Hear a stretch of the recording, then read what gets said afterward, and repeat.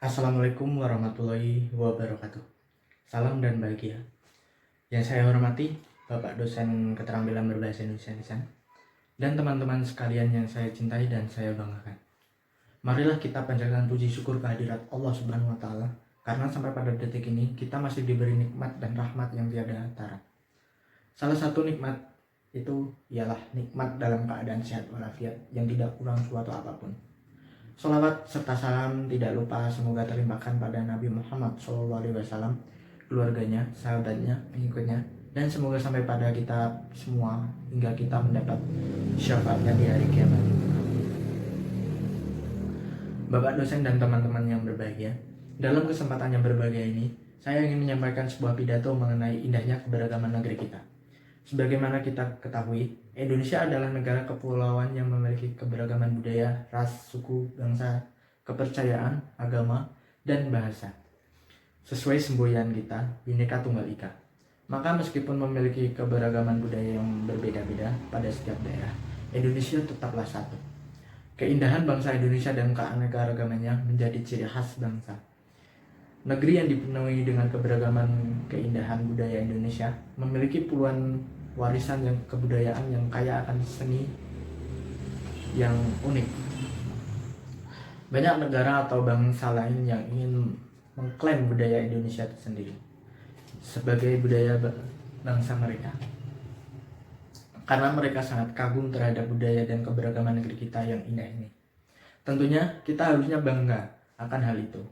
Tidak semua bangsa memiliki keberagaman budaya yang sangat banyak, terbentang dari Sabang sampai Merauke.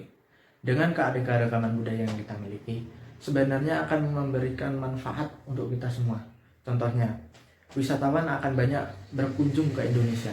Akan tetapi perlu diingat bahwa di antara budaya asli milik kita sendiri kadang diakui oleh negara lain yang menganggap ini milik mereka. Jika sudah begitu kejadiannya, maka kita sebagai warga negara Indonesia mempunyai tindakan yang tegas bahwa budaya tersebut milik negara kita. Dengan cara mengpatenkan budaya tersebut agar tidak ada kejadian-kejadian yang tidak kita inginkan. Kita mengetahui bersama bahwa alangkah banyaknya kesenian serta kebudayaan yang kita punyai begitu banyak. Negara kita yang diisi beragam suku serta nyaris tiap-tiap suku memiliki kebudayaan dan keanekaragamannya. Bapak dosen dan teman-teman yang saya cintai dan saya banggakan, di daerah Jawa Barat misalnya, seperti yang kita ketahui, ada yang namanya tari jaipong. Setiap suku bangsa daerah memiliki budaya yang unik dan berbeda satu sama lain. Kemudian di Bali ada upacara ngaben, tari kecak pada perayaan Nyepi. Bicara tentang tarian, menurut pendapat saya, seni tarian daerah juga harus diperkenalkan di kalangan pelajar dan mahasiswa, sehingga menjadi ajang kontes yang tidak kalah menarik. Dengan kompetisi pemandu sorak, tarian-tarian budaya barat yang dewasa ini cukup ramai di berbagai daerah. Di Indonesia khususnya di kota-kota besar. Apa yang dapat kita lakukan dengan adanya hal-hal baru ini? Yang cukup mengusik keterangan kebudayaan keberagaman kita. Apa yang ada di benak Anda ketika muncul hal-hal terbaru? Sangat manusiawi sekali jika kita sebagai makhluk sosial perlahan akan mengikuti hal tersebut. Namun, pernahkah ada yang berpikir jika kita selalu mengikuti kepopuleran yang ada tanpa mengingat jati diri kita sendiri merupakan kebudayaan asli yang kita miliki? Bukankah apa yang kita miliki selama ini perlahan akan hilang? Jika generasi mendatang hanya akan mengetahui apa yang saat ini sedang kita besar-besarkan, tidaklah kita akan merasa bersalah. Mungkin nantinya mereka hanya akan tahu bahwa tarian-tarian budaya barat atau entah apapun hal yang akan muncul di masa mendatang. Apakah itu adalah sebuah hal takdir yang pahit yang harus diterima generasi kita atau generasi muda di masa mendatang nanti? Tentu jawabannya tidak. Apa yang akan terjadi nanti adalah apa yang saat ini kita lalui. Lantas, apa yang harus kita lakukan demi mempertahankan warisan dalam negeri agar tetap berarti untuk anak negeri?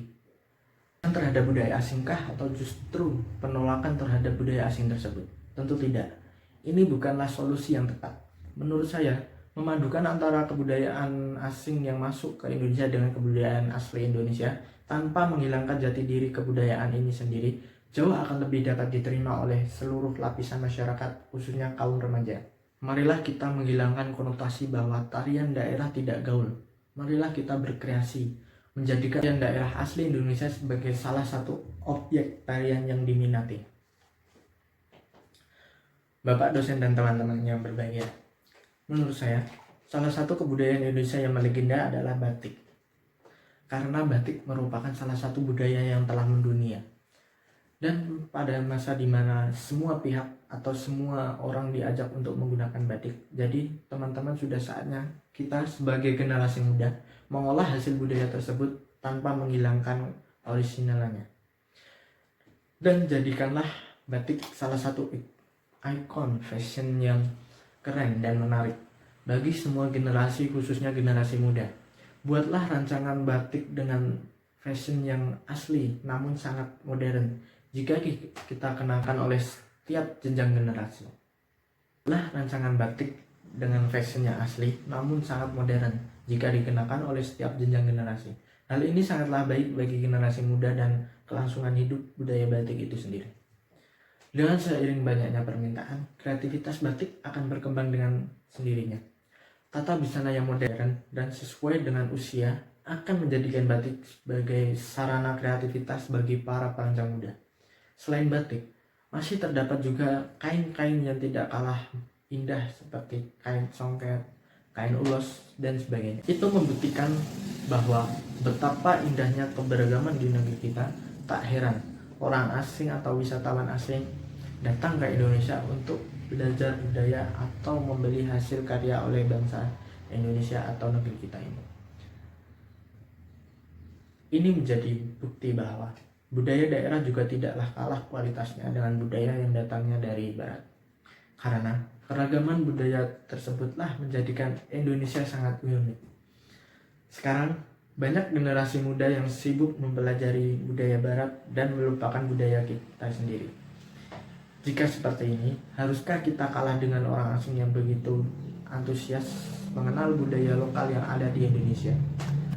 Bila pemilik kebudayaan tersebut peduli, budaya daerah akan terus berkembang dan hidup. Kemudian jika pemilik budayanya acuh dan tak peduli, cepat atau lambat budaya daerah tersebut akan hilang, diambil atau diakui oleh negara lain. Oleh sebab itu, kita sebagai bagian dari warga Indonesia dan putra-putri daerah semestinya mengenal dan mempelajari budaya warisan nenek moyang kita. Banyak cara untuk mengenal budaya daerah. Pertama, dengan mempelajari tentang budaya daerah dan banyak membaca buku, kemudian majalah yang berisikan tentang budaya Indonesia. Bukan malah kita bersenang-senang dengan budaya barat atau budaya dari bangsa asing. Kemudian, kunjungilah tempat-tempat yang dapat kita pelajari tentang kebudayaan, baik perpustakaan sekolah maupun perpustakaan umum.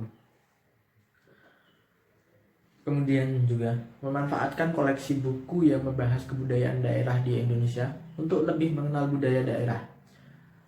Yang kedua, berkunjunglah ke tokoh adat. Dengan begitu, kita bisa menambah wawasan tentang kebudayaan tersebut.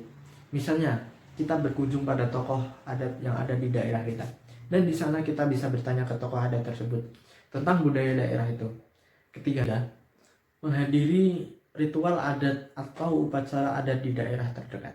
Misalnya saja kita menghadiri upacara pernikahan yang biasanya dilangsungkan dengan adat berbeda-beda yang berlaku di setiap daerah tersebut atau daerah kita masing-masing.